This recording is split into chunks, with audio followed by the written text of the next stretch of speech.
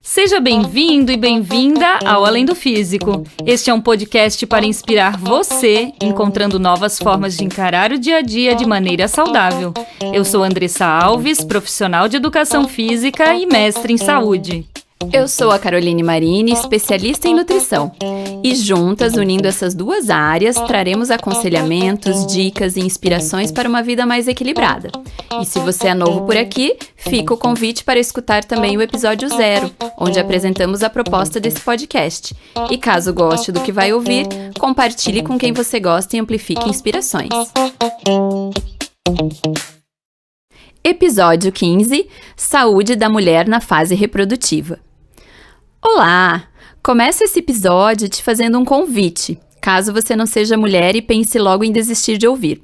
Continue até o final deste conteúdo, pois entender sobre algumas peculiaridades da saúde feminina e também corporal te ajudarão e muito no relacionamento com o sexo oposto. E você, mulher, espero que termine este episódio com mais autoconhecimento. A mulher vive em ciclos, assim como a lua. Na juventude, os hormônios ainda estão descontrolados, se adaptando ao seu corpo. Pode surgir a TPM, você pode decidir ser mãe, depois vem o climatério. Em todas as fases da nossa vida, podemos ter cuidados específicos com a nossa saúde, que irão ajudar no bem-estar, na autoestima, na vida sexual. E cada mulher passa por essas fases da vida percebendo mais ou menos estas mudanças hormonais. Umas não sentem simplesmente nada, já outras se sentem muito indispostas. Na fase reprodutiva da mulher, em especial, temos a tensão pré-menstrual, que é o conjunto de sintomas físicos, emocionais e comportamentais que iniciam na semana anterior à menstruação, a tão conhecida TPM, e que, segundo o Ministério da Saúde, atinge cerca de 70% das mulheres. Assim, a temida TPM pode deixar a mulher mais irritada, incomodada, triste ou ansiosa, e algumas mudanças na alimentação podem ajudar. Evite o consumo de ultraprocessados, açúcar, álcool, e inclua o kefir ou iogurte natural, chuchu, couve, sardinha, semente de gergelim, frutas de coloração vermelha e chocolate amargo. Se você costuma ter cólicas e não tem pressão alta, o gengibre na forma de tempero ou chá pode ajudar a reduzir esse incômodo. Há também as que sentem mais dores e inchaço, principalmente em pernas, abdômen, seios e cabeça. E mesmo no período de TPM, você precisa saber que não há contraindicações para o movimento. O que você precisa fazer neste momento é dar uma atenção maior ao que você sente. Por exemplo, se os seios estão mais doloridos, opte por utilizar um top que os sustente mais, além de evitar as atividades com impacto. Se você se percebe mais inchada, opte por roupas mais leves e invista em atividades mais aeróbicas para auxiliar ainda mais a circulação sanguínea, com maior circulação linfática, estimulando assim a eliminação do excesso e a retenção de líquidos. Aliás, o aumento da circulação sanguínea e o aquecimento corporal auxiliam também na diminuição de cólicas. Na TPM não é um bom momento para elevar a intensidade do seu treino. É importante que você avise o profissional de educação física caso alguma evolução esteja programada para este período, pois nele reduzimos a capacidade de concentração, podemos nos sentir mais cansadas e com certeza mais sensíveis, podendo não conseguir evoluir no treino como esperado. E não esqueça dos alongamentos. São ótimos para relaxar e ajudam no alívio das dores nas pernas e coluna, principalmente. Caso esteja mal-humorada, invista em movimentar-se com uma playlist animada e convide as amigas para estar com você. Seja por qual for a escolha, o que importa é que você opte pela prática que mais lhe dê prazer, pois assim estimula-se mais a liberação de endorfina, o que aumenta a sensação de bem-estar, inclusive auxilia na compulsão por doces, pois a endorfina ser liberada comendo o brigadeiro também é aquela liberada no movimento.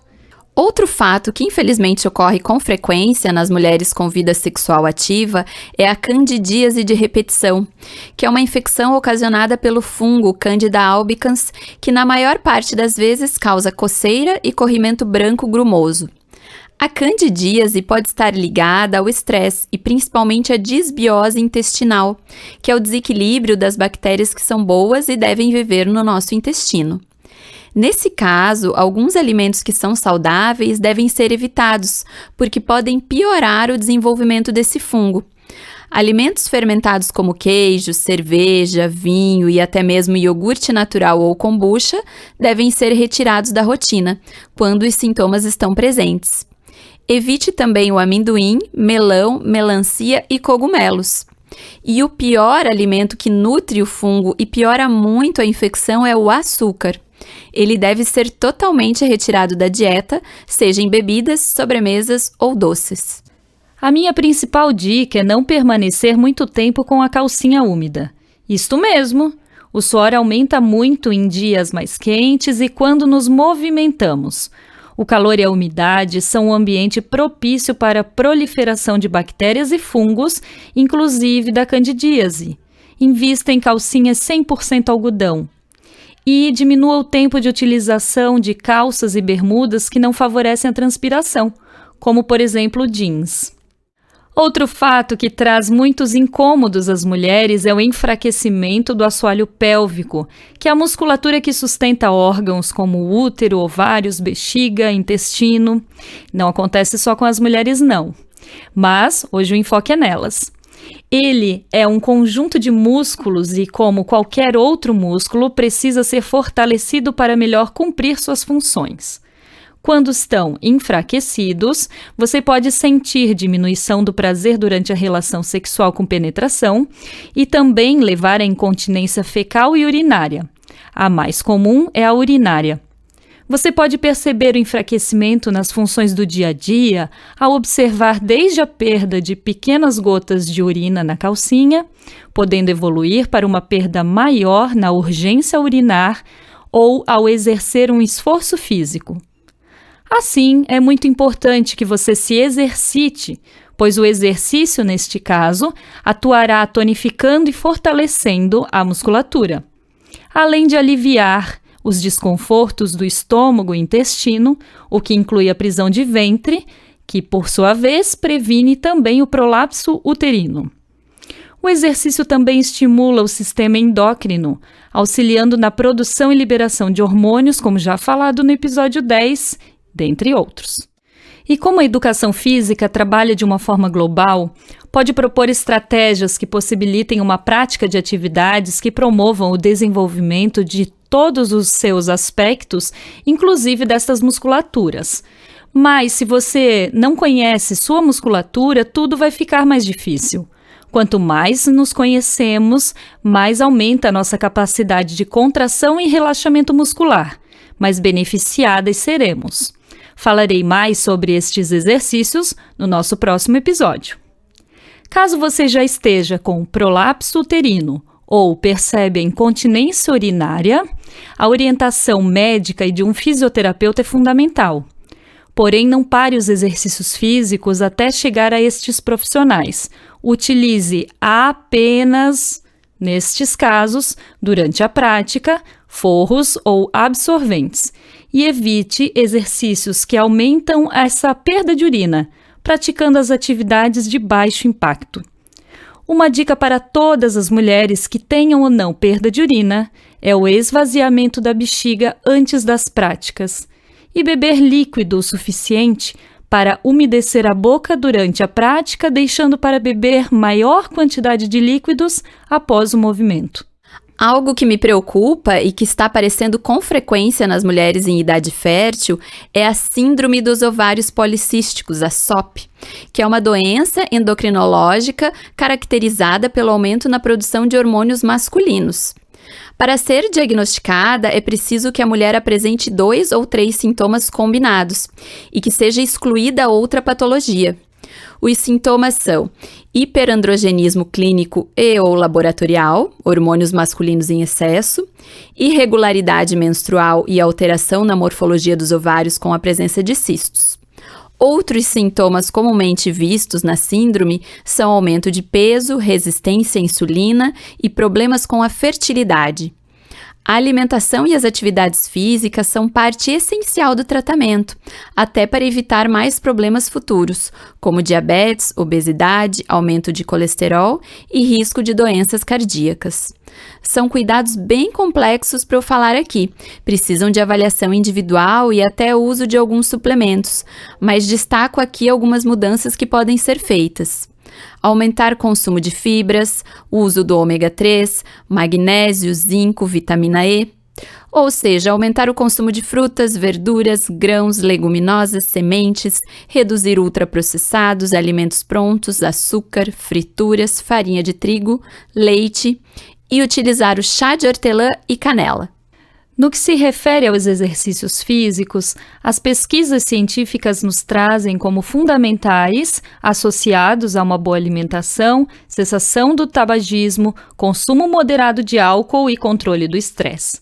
Jorge Danta de Azevedo e os seus colaboradores trazem em seu estudo que a perda da gordura central, ou seja, a gordura abdominal e visceral para as mulheres com SOP, é fundamental, pois assim diminuem os riscos cardiovasculares, a melhora da resistência à insulina e um consequente impacto na restauração da função ovariana. A SOP representa um complexo modelo biológico no que concerne a relação entre o perfil hormonal e este risco cardiovascular.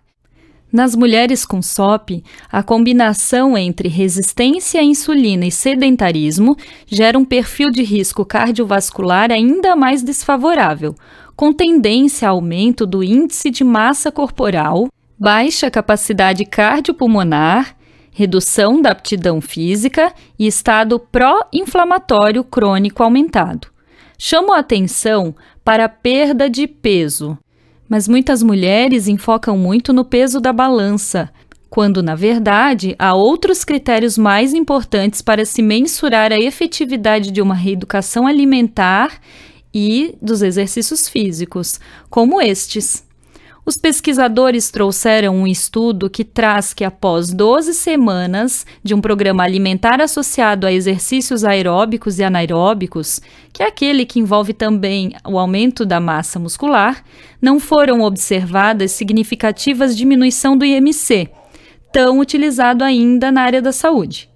Porém, a circunferência da cintura apresentou diminuição de 5% e as dobras cutâneas tiveram uma redução de 12% nas que praticavam exercícios. Além de ter um aumento de 9% da taxa metabólica de repouso, que significa o aumento do gasto energético quando estamos em descanso. Os estudos ainda demonstram que mulheres que perderam 3% ou mais da massa corporal como um todo apresentaram 9 vezes mais chance de ovular regularmente. Mas para garantir os benefícios, os exercícios físicos devem ser mantidos a longo prazo, virando rotina na vida das mulheres. A saúde da mulher rende vários episódios. Continue nos acompanhando nas redes sociais pelo @soualendofísico e não perca o próximo episódio em que abordaremos a libido. Até lá! Roteiro e apresentação, Andressa Alves e Caroline Marini. Trilha e edição, Rodrigo Freitas. Coordenação, Evandro Alves.